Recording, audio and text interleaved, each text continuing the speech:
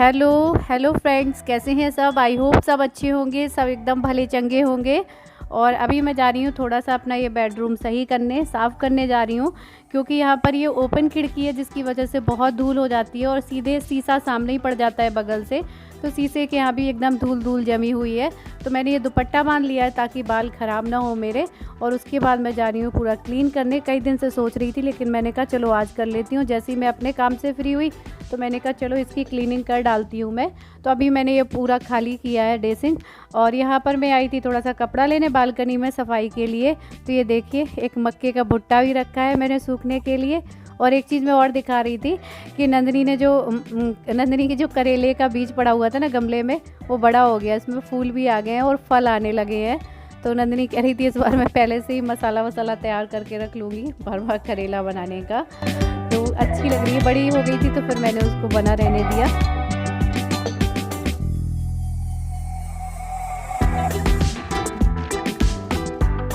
और इन खिड़कियों को साफ़ करने में मुझे बहुत डर लगता है, क्योंकि इन खिड़कियों को साफ़ करने में बहुत मेहनत लग जाती है, पूरा हाथ नहीं पहुंच पाता है, जिसकी वजह से काफ़ी टाइम लगता है इसे साफ़ करने में। और गंदी भी बहुत जल्दी जल्दी होती है, क्योंकि आप लोग ये सामने देख रहे होंगे ना, ये सब फ्लैट वगैरह बन रहे हैं जिससे धूल मिट्टी बहुत उड़ उड़ के आती है।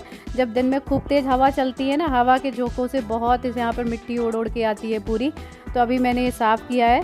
और आप लोग बोल रहे थे कि दी आप स्पॉन्ज ले लीजिए, उससे हेल्प मिलेगी थोड़ा सा साफ़ करने के लिए। तो फ़िलहाल तो मैंने अभी ये कपड़े से और न्यूज़पेपर वगैरह से साफ़ किया है। उसके बाद ये मिरर वगैरह पूरा साफ़ कर दूँगी, पूरी डस्ट निकालूँगी मैं बेडरूम की, क्योंकि हर जगह मिट्टी इकट्ठी हो रही है।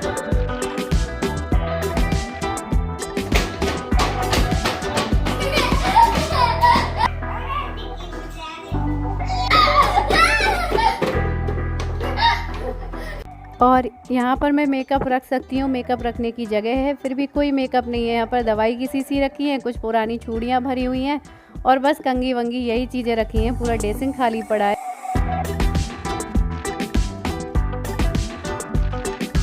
कोई सामान नहीं रखते, ये खाली पड़ा है। इतना सारा सामान अलमारी में भरा है, ये खाली पड़ा है, सामान अलमारी में भरा है। यही है हमारा मेकअप, उसके भी पीछे पड़ा है। क्या है ये? क्या है? लिपस्टिक रखी है, कुछ नहीं है हमारे पास, देख लो बेटा, यही है जो है। ऐसे करके कौन पूछता है, टूट जाएगा। लाओ हेयर बैंड है। ये देखिए पूरी ड्रेसिंग मेरी खाली पड़ी है। और यहाँ देख लीजिए ये भी खाली पड़ी है, ये भी खाली पड़ी है। थोड़ा सा रखा दूंगी, इसकी वजह से मैं कुछ सामान नहीं रख पाती हूँ यहाँ पे, इतना सजाने के लिए है। नंदनी भले ही अपने कमरे में थोड़े बहुत रखे हैं, उसके भी रोज जमीन में रख के मिलते हैं।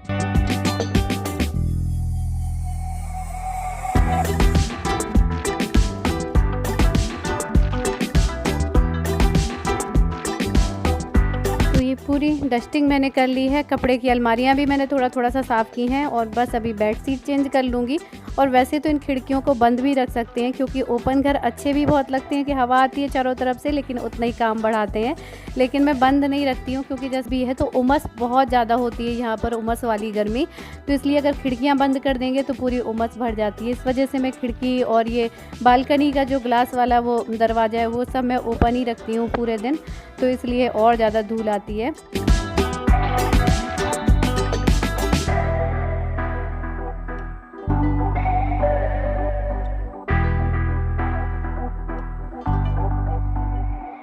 तो ये सब साफ़ करने के बाद में मैं जा रही हूँ झाड़ू लगाने। और ये जा रहा है कंबल ओढ़ के सोने, कह रहा है रात हो गई। अगर घूमने के लिए बोल दिया जाए तो रात में 11 बजे भी चल देगा उठ के। और क्योंकि ये आज सोया नहीं है, स्कूल से आके मेरे संग काम में लग गया है। सोच रही थी कि सुबह के टाइम कर दूंगी, लेकिन सुबह के टाइम मुझे टाइम नहीं मिला ये सब साफ़ करने का। दोपहर में इसको स्कूल से लाने चली गई, फिर और कामों में लगी, इस वजह से फिर मुझे यही टाइम हो गया। तो मैंने कहा चलो इस टाइम साफ़ कर देती हूँ।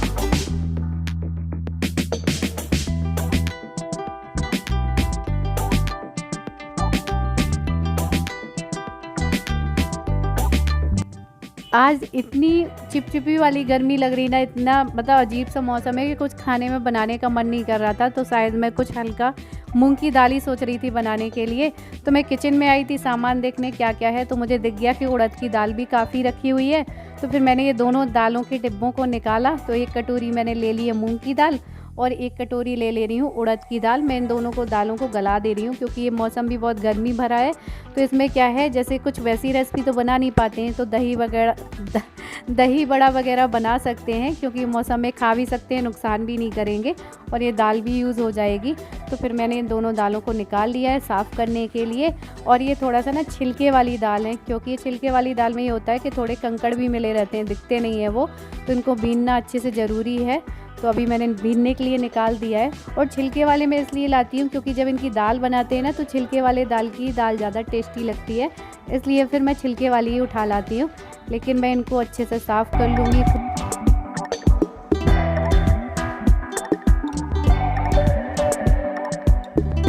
आज डिनर में बनाई है मैंने मूंग की दाल, क्योंकि मैं से बोल रही थी कि आज कुछ सिंपल सा बना लो, तो उन्होंने मूंग की दाल बताया, तो मूंग की दाल मैंने बनाई है। और दही भी रखा है, दाल बस नहीं है। अभी चावल अभी पक रहे हैं, मासी आएगी तो अभी रोटी बनानी है।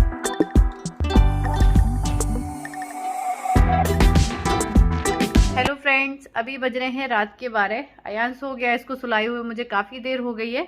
मैं भी सोने ही जा रही थी, लेकिन सोने से पहले मैं एक बार अपना वीडियो देखती हूँ, एक बार अपने कमेंट उठा के देखती हूँ, तब मैं उसके बाद सोती हूँ।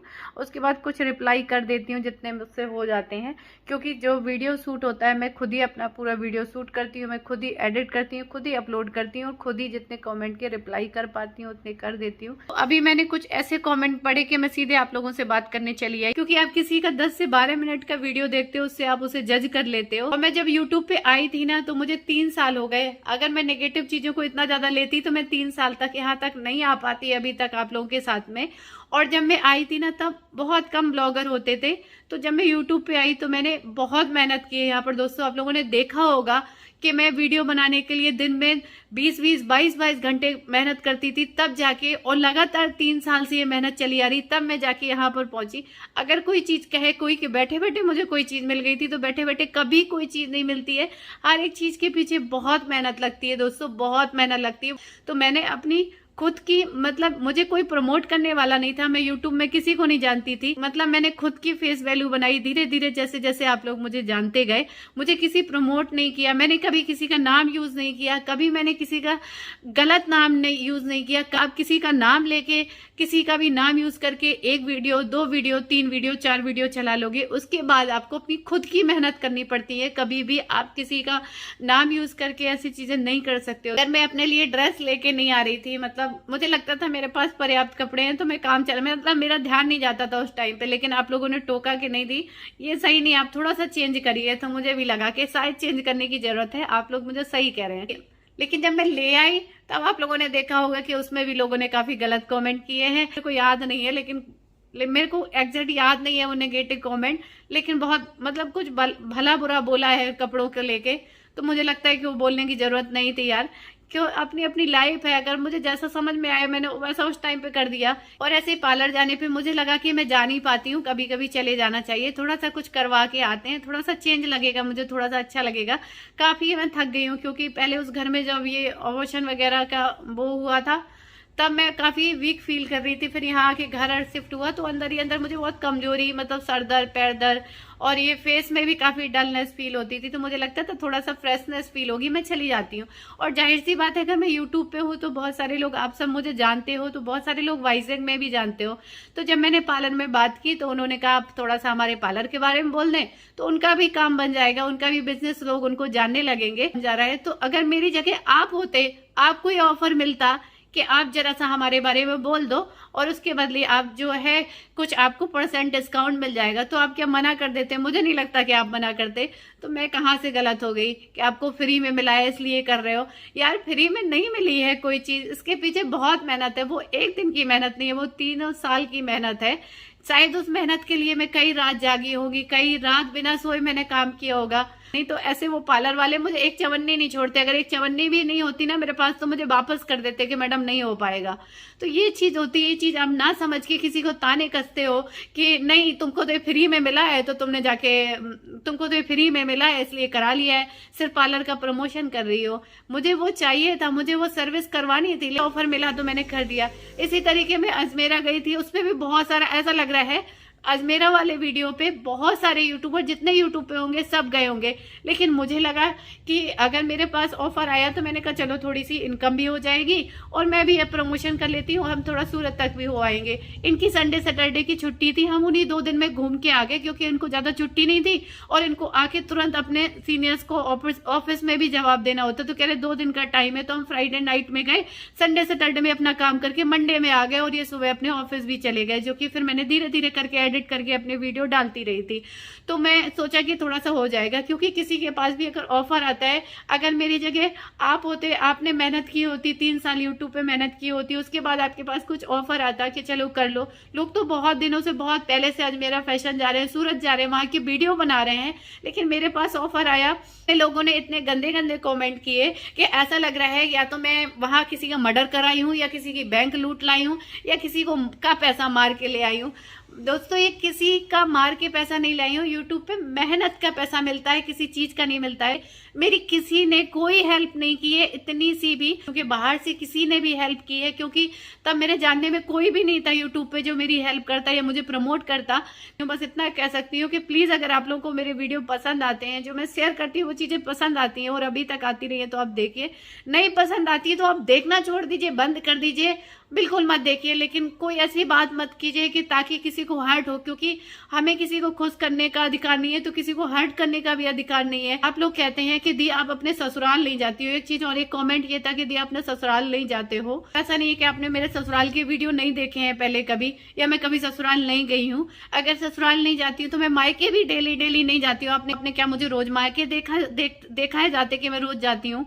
हाँ, इस बार पिछली बार आप लोग कह रहे थे 1-1.5 महीने आप रह के आई, क्यों रह के आई? उस टाइम पे मैं इतना डिप्रेस हो गई थी ना, बहुत सारी चीजें कुछ ऐसी हुई थी जो मुझसे सहन नहीं हो रही थी। मैं भी एक इंसान हूँ, मुझे कुछ स्पेस चाहिए था लाइफ में, मुझे थोड़ा सा ना, आप लोगों ने देखा होगा उस टाइम मेरा कितना मूड ऑफ था, तो मैं चली गई थी 1-1.5 महीने के लिए कि मैं थोड़ा सा चीजों से अलग हो जाऊंगी और कुछ मुझे स्पेस मिलेगा। तो यूट्यूब पे इसलिए नहीं आई हूँ कि मैं आप लोगों से अपना दुखड़ा रहूं, क्योंकि आप लोगों ने देखा होगा मैं कितनी भी परेशान हूँ, लेकिन मैं अपनी परेशानी आप लोगों को कभी नहीं बताती हूँ। मैं हमेशा आप लोगों से यही कहती आई हूँ कि आप लोग भले चंगे होंगे, अच्छे होंगे, लेकिन मैं अंदर ही अंदर कहीं ना कहीं मैं भी परेशान हो जाती हूँ, कभी कभी नेगेटिव कमेंट से, कभी किसी चीज से। तो मैं बस इतना कहना चाहूंगी, इंसान को थोड़ा सा वक्त दो, टाइम दो, उसे अपनी लाइफ संभालने का टाइम दो।